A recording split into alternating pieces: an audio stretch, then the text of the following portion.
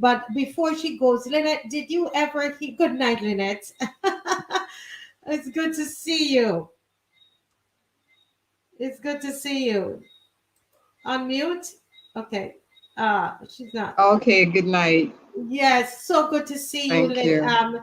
Miss Eastman. And I'm sure, I don't know if you heard this wonderful story, about Edwin Humphrey Walcott, who refused when Barra called him to dip his hand in the money.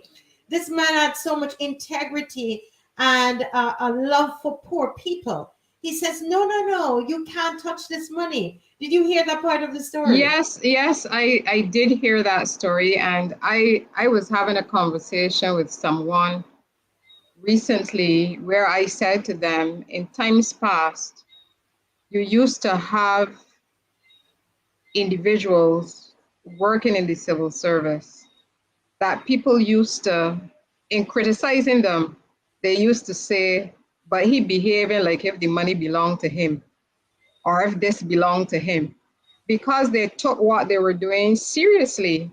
They were responsible for this, and it didn't matter who called. I mean, they would be as respectful as they had to be, but it didn't matter who called.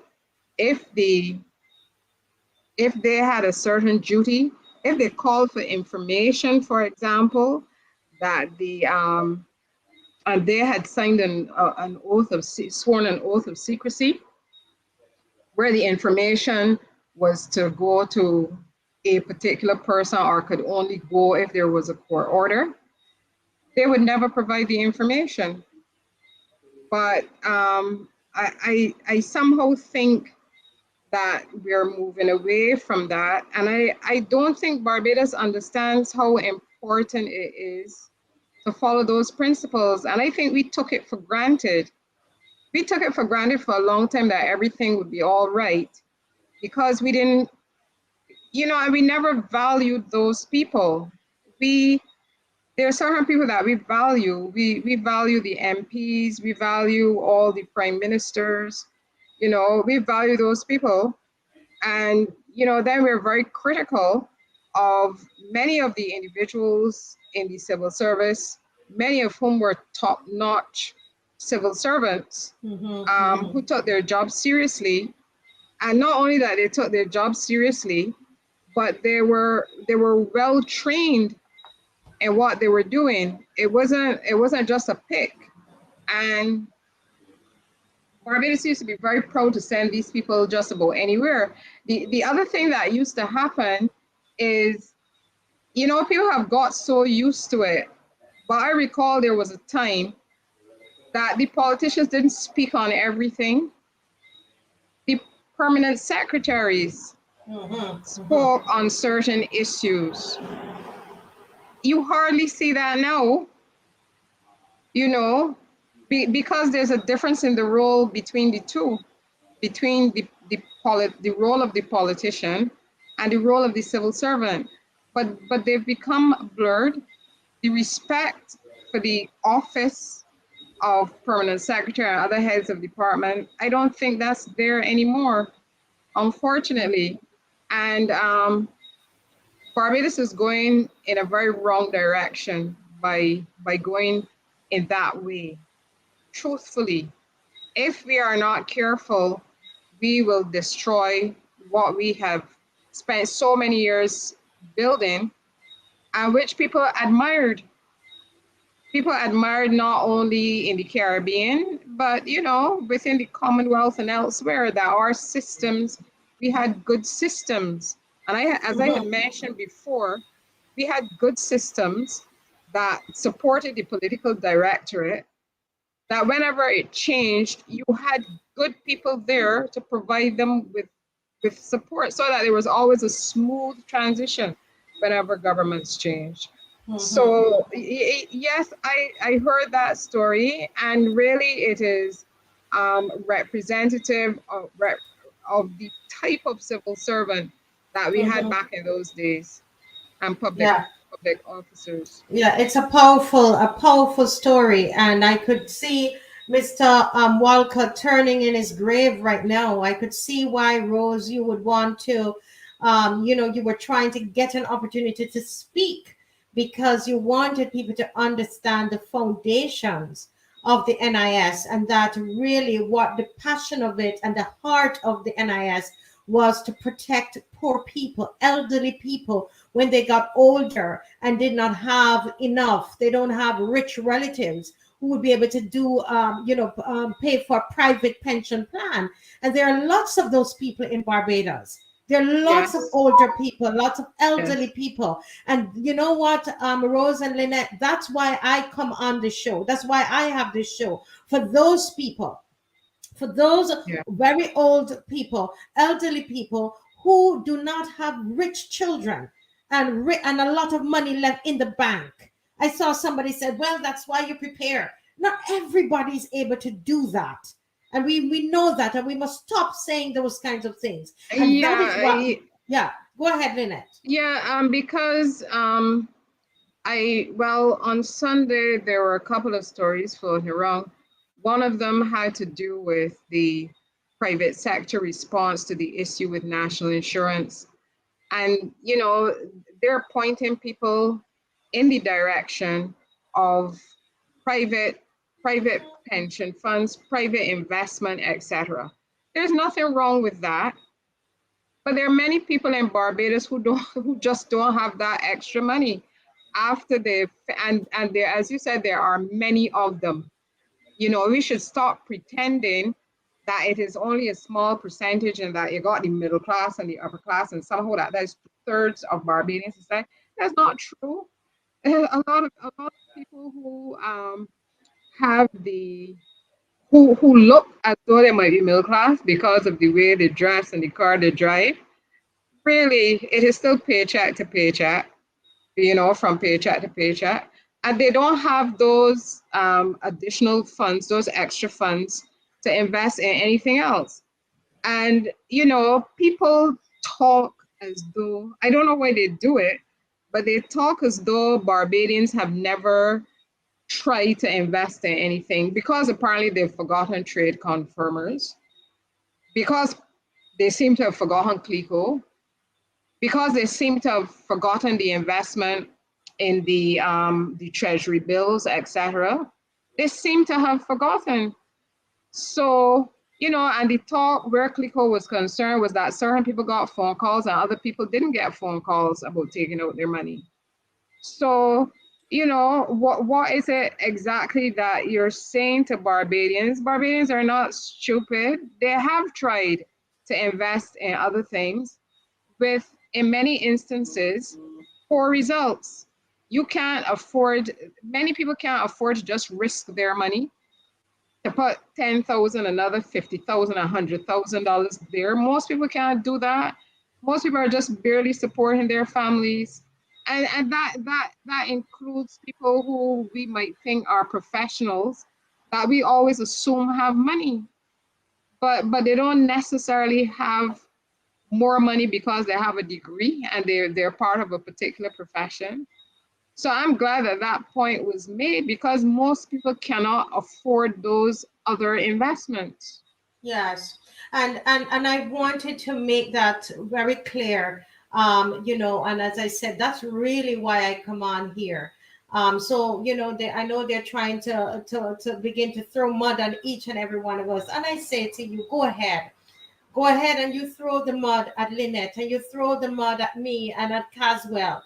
And because Rose is here now, you're going to go dig up something on Rose. That's what people are doing. But it's really, you can't stop us because we understand what the purpose is. We understand. We see the little old ladies, who are on the bus. Well, I told you I was taking the bus, and even when my car got fixed, I deliberately was still taking the bus for at least one day a week because I wanted to keep, Lynette, I want to stay with the people, right?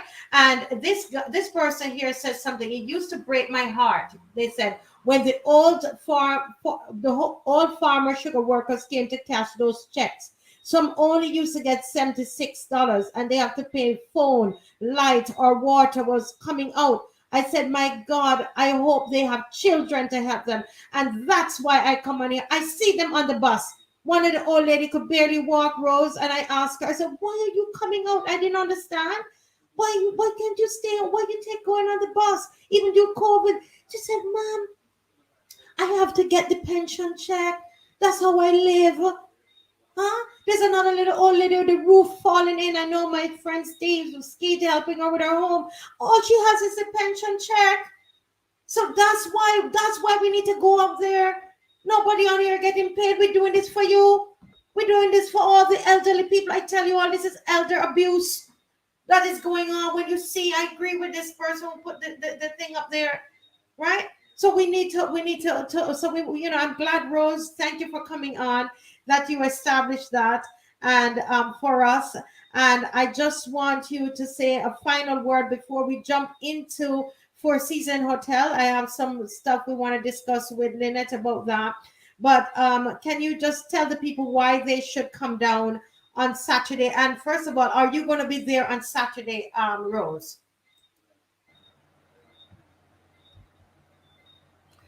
Um, I would encourage ourselves. You're hearing me, Marcia? Yes, loud and clear.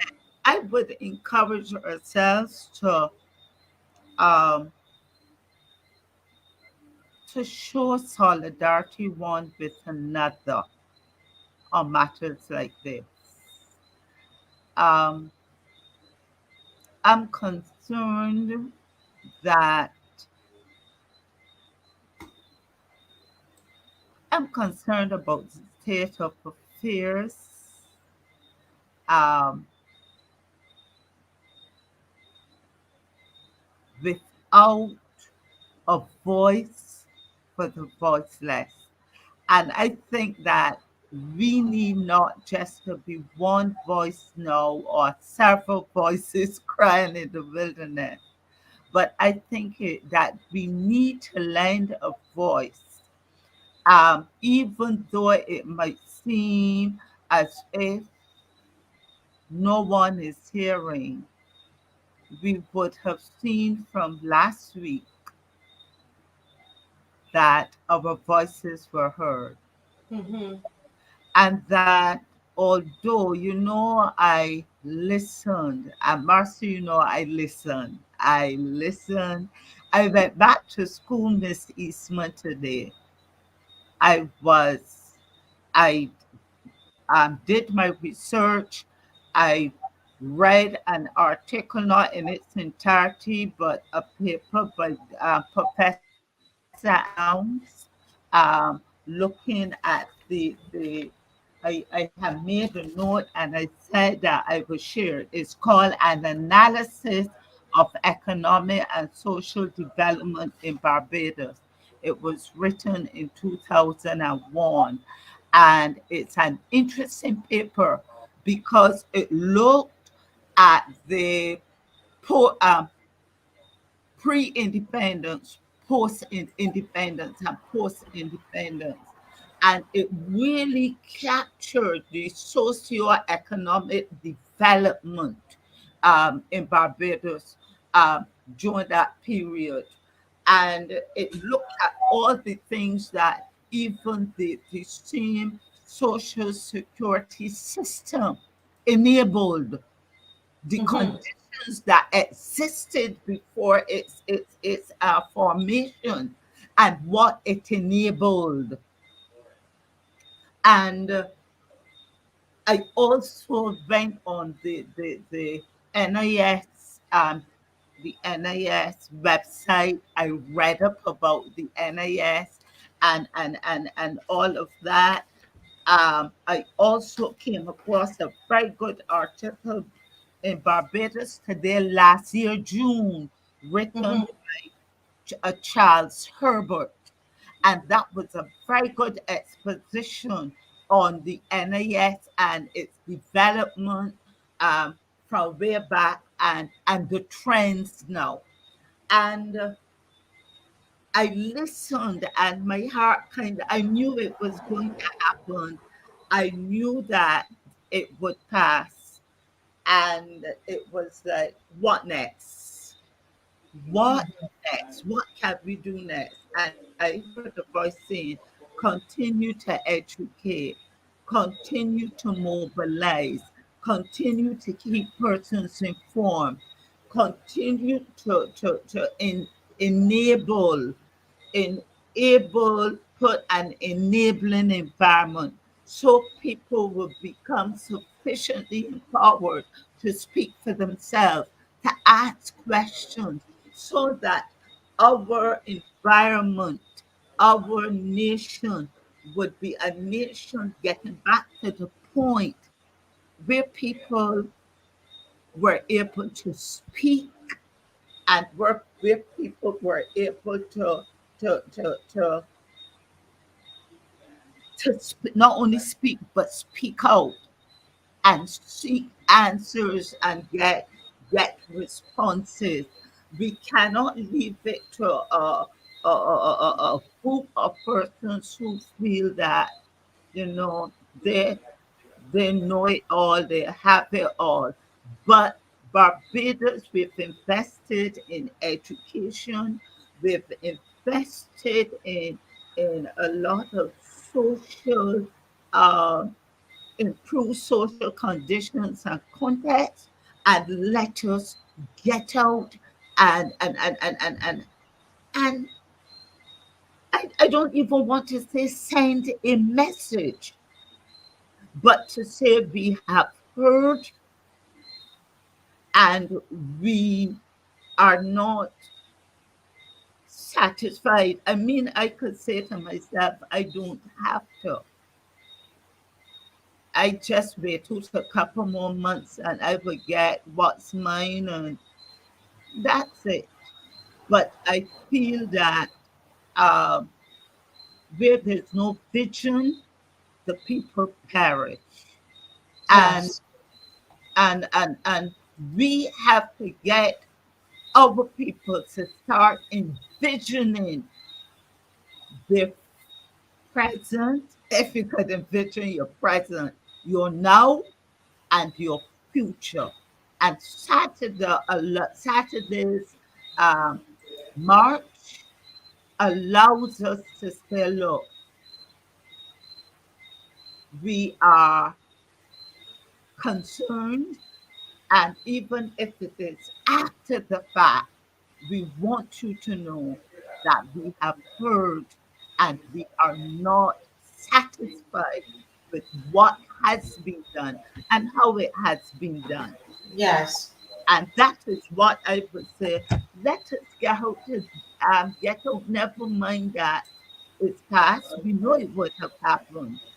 But say, look, we are becoming informed, we're becoming educated about these matters, and we are acting on on what has occurred. And it will say that don't do it again. Don't do it like this. Yeah. Well, Don't thank you so much. Thank you so much, Rose. Thank you so much. And I'm looking forward to seeing you on Saturday as we go out. Okay. I yeah, know there are people they have questions about the Four Seasons, so we want to jump into that. But thank you, and we will at the end of the program. Please stay on, everybody, because we have to talk about the results of this Senate hearing today, and what are our next steps. What do we do? Okay. Yeah. So, okay. Thank you so much, Rose. God bless. thank you. Okay. Okay. Hi. Yes, Lynette. Lynette, thank you for staying with us. Kamhari says, I've learned so much here. I'm sharing my family members, even the ones who are disengaged. Thank you, Marcy, and all the panelists and guests. Please do not be bullied and continue, please. Yes, we will continue whether it is passed or not. That still has another stage here to get to the president. And so we still have time. We are going to continue to push, as our one of our teachers, Caswell, told us last time. Listen, even if it's past, we still have some time. So you come out on the march. Don't give up, Barbadians. Don't give up. Right. So, Miss Eastman, let me just ask you, the Four Season Hotel, I was, this was brought to my attention sometime in 20, I think 2021, when the AG report came out. And in the AG report, they were talking about different funds that were owed to the government and how it was written off of the books. And as an accountant, a lot of people don't know, but I'm actually a CPA. As an accountant, it made me wonder, like, how did they arrive at that? How did they just? I mean, it was just so many millions of dollars that were written off, if I remember correctly, or it's over. It could be. I think it was millions of dollars. And so I wondered, and that forced me to look at the Four Seasons Hotel a little closer.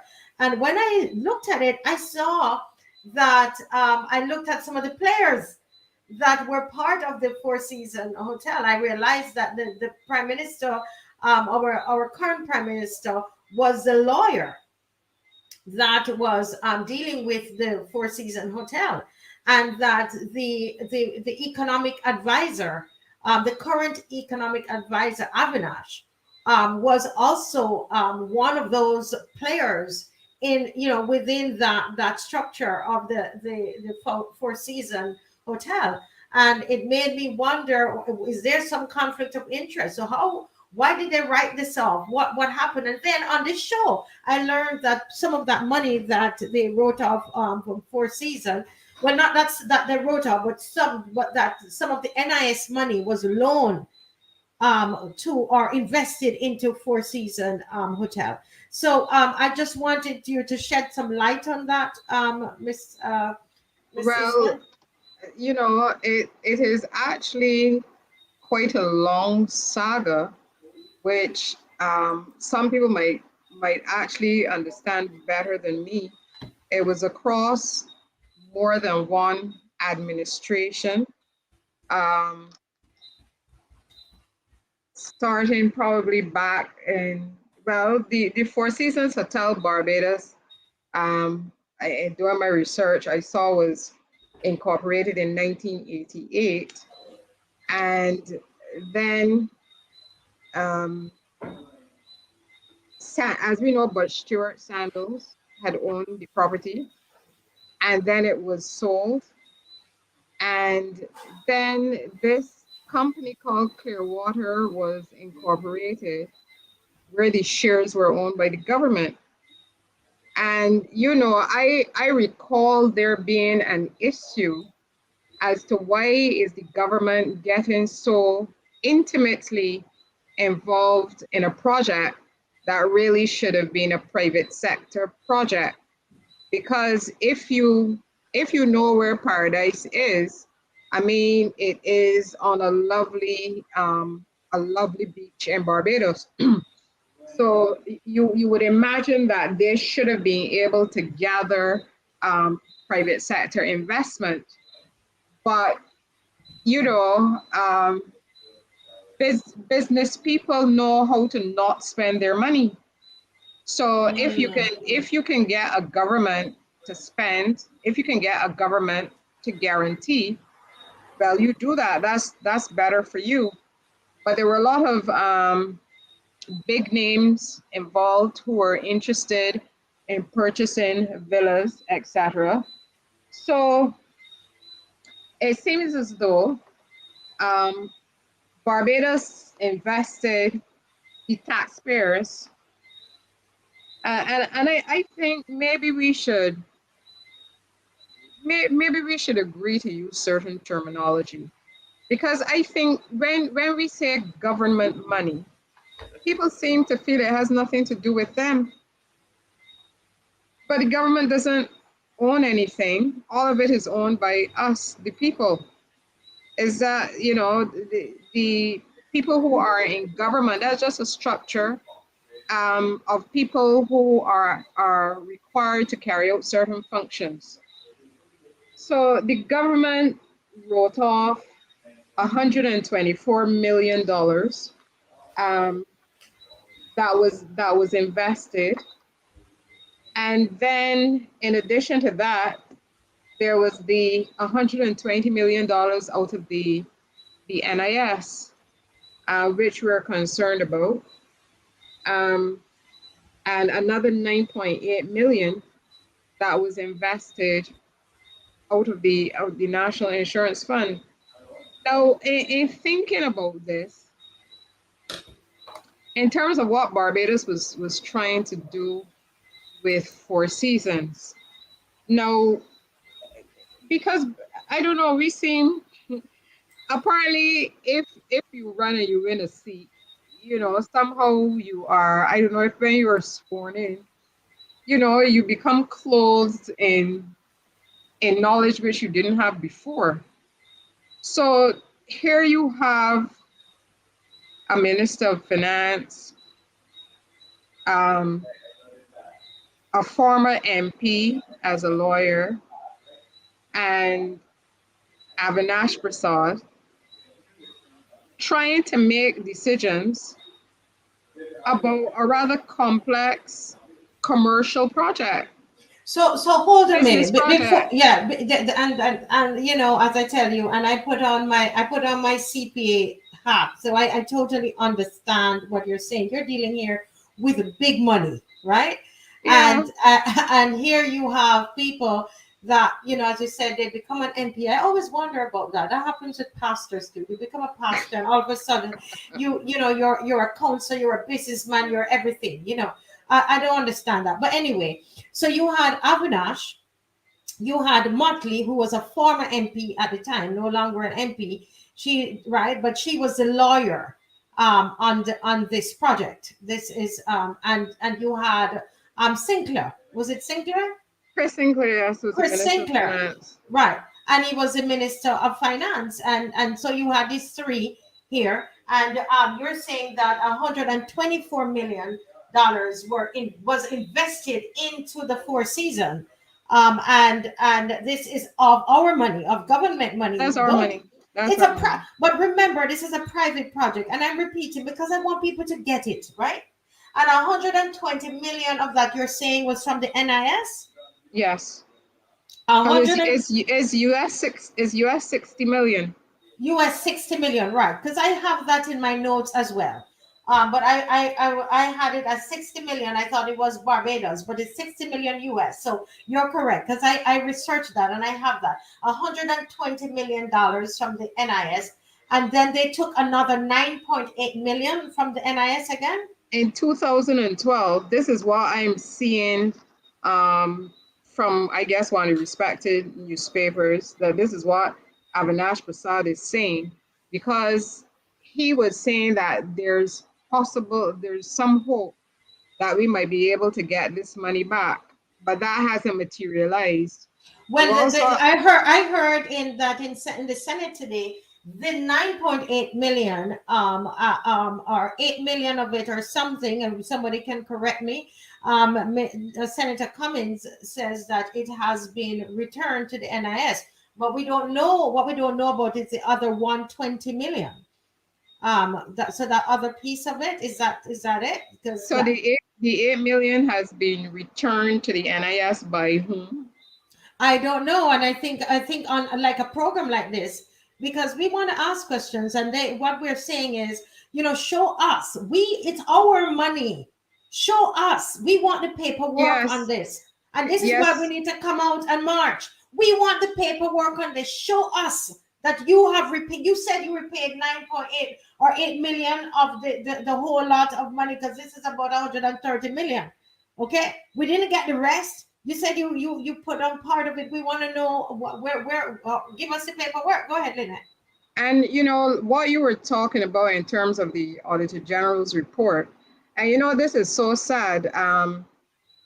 You know, the Auditor General seems to be one of those good civil servants that we should really respect, who does his work, works very hard, and then nothing comes of it, because he said in his report that there's no explanation as to why the $124 million was written off. That was just written off. You know why? Yeah, where did it go? It was actually money. Where did it go? Why was it written off? You know, and this then is a hotel project, which actually a lot of people are looking at, and you know, it just smells of corruption in Barbados of a type that honestly, Barbados used to laugh at other countries when they saw this kind of thing, you know, and say like, we would never do that. But here we are now in a very similar position.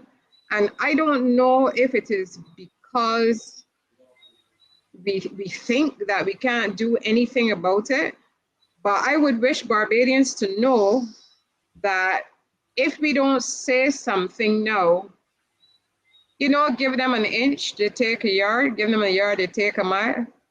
So this will just keep going on and on and on, because you would notice today in the Nation newspaper, there is a story with $80 million, I think it is, to be invested overseas.